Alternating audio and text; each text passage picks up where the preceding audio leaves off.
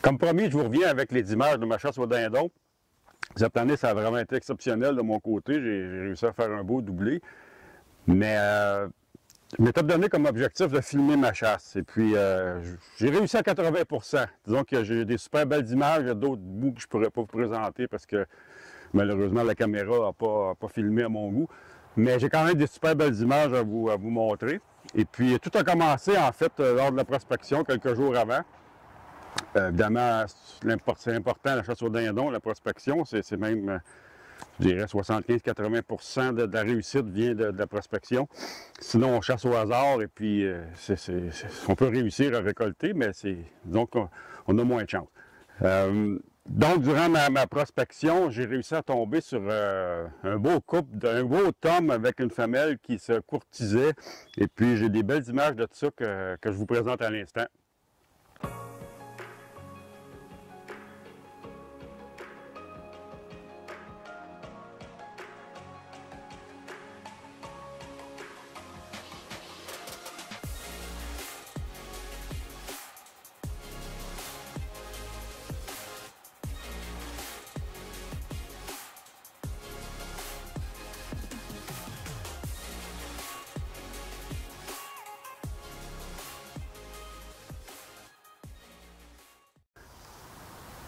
Comme vous avez vu, les deux dindons se courtisent là, et tournent en rond. Et puis, c'était vraiment rigolo. Je les ai regardés comme ça pendant une bonne demi-heure. Donc, ma prospection a continué. J'ai réussi à repérer d'autres groupes de dindons. Et puis, donc, ça regardait bien pour l'ouverture de la chasse. La veille, j'ai même été voir à l'endroit où je prévoyais chasser. Et puis, j'ai pu percher les dindons, comme on dit dans le langage. Et puis, je savais exactement où les dindons allaient passer la nuit. Donc, j'étais installé au bon endroit le lendemain matin.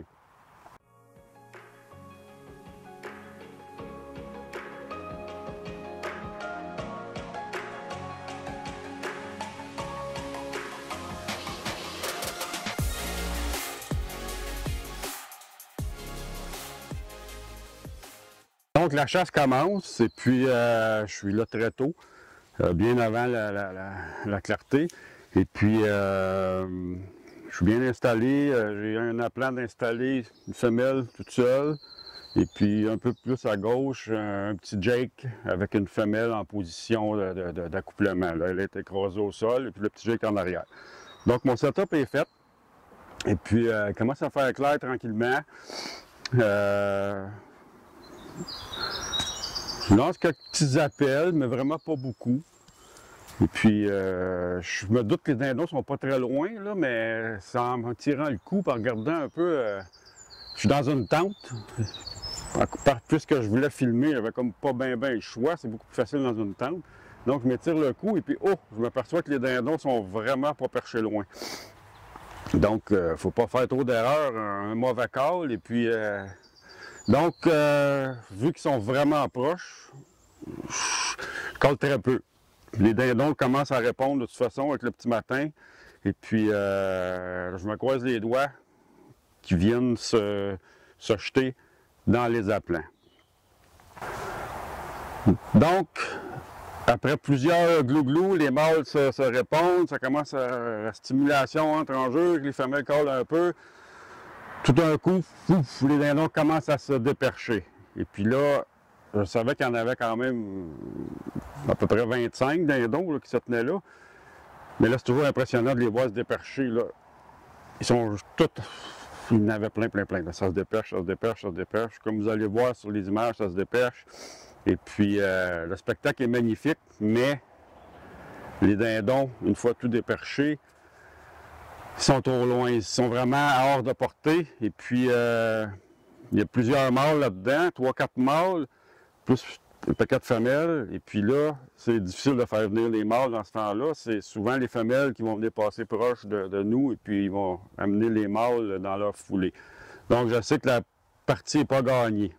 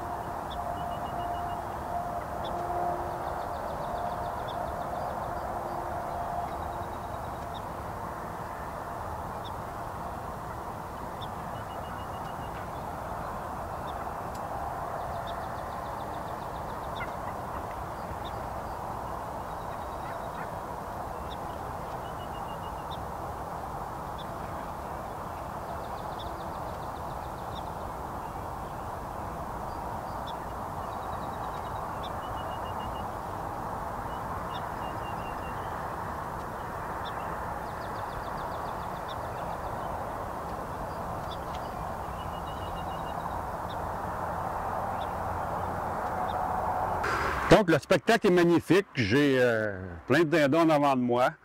Il y a 2 gros tomes au moins qui font la roue. Et puis, c'est vraiment magnifique, là, la chasse aux dindons. Ça te donne des occasions de chasse mémorables.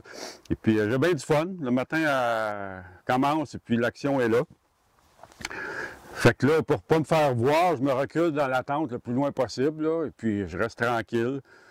Je lâche quelques petits calls, mais très peu. Par expérience, je sais que c'est très difficile de faire venir les mâles quand ils sont avec des femelles, donc je laisse aller un peu. Je me dis peut-être qu'à un moment donné, ils vont fourcher et ils vont se rapprocher. Mais là, ce qui se passe, c'est que ma caméra, de la façon qu'elle est installée, elle voit une portion du champ que moi, je ne vois pas du tout. En fait, mes 2 appelants, mon Jake et ma femelle, ils sont en dehors de mon champ de vision. Mais la caméra, elle voit ce qui se passe. Fait que pendant que j'admire le spectacle des dindons hors de portée, il y a un Tom qui est arrivé en arrière de moi, en arrière de la tente. Et puis, il est rentré directement à mes 2 appelants. Et puis là, j'ai aucune conscience de ce qui se passe.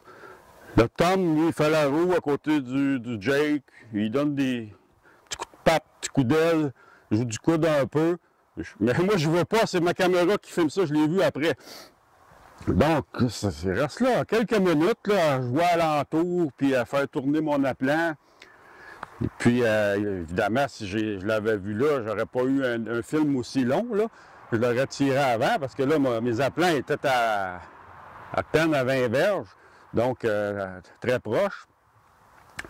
Donc, tout d'un coup, le Tom en a marre là, des appelants qui font pas grand-chose finalement.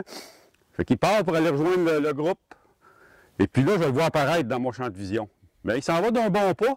Il est décidé à aller rejoindre la gang. Fait que là, je fais le saut, le dindon apparaît comme ça. Je dis, ah, il sort de où, lui? Parce qu'il n'a jamais fait de glouglou, je ne l'ai pas entendu arriver. Mais là, je vois tout de suite que c'est un Tom, je vois la barbe, et puis là, ça presse de m'installer. Je suis pas prêt à tirer du tout. Moi, j'admire le spectacle. Là. Fait que là, je prends mon fusil, puis là, je m'installe, puis j'essaie de caler un peu, juste pour le faire arrêter. Là, il n'arrête pas, puis il continue. Puis là, je vois ma branche, qui est le point de repère. 35 verges, et il dépasse la branche, puis là, il faut qu'il arrête. Mon fusil, je l'avais essayé, et puis 50 verges, j'avais aucun problème avec le choke, extra full que j'avais. Jusqu'à 50 verges, j'étais pas de problème. Donc, le dindon, je finis par le faire arrêter, je lance des pout, pout, pout.